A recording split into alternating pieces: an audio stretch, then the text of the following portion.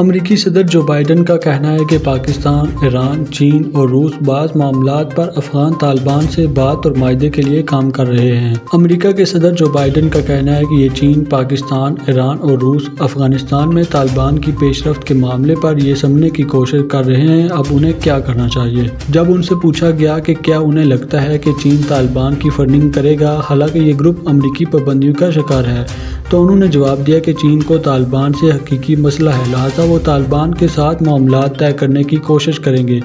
مجھے یقین ہے ایسے ہی پاکستان، روس اور ایران بھی کریں گے۔ یہ سب سمجھنے کی کوشش کر رہے ہیں کہ اب وہ کیا کریں۔ اس سے قبل ترجمان امریکی محکمہ خارجہ نے طالبان کی عبوری حکومت کے اعلان پر تشویش کا اظہار کیا تھا اور کہا تھا طالبان کو ان کی باتوں سے نہیں ان کے اقدامات سے پرکھیں گے۔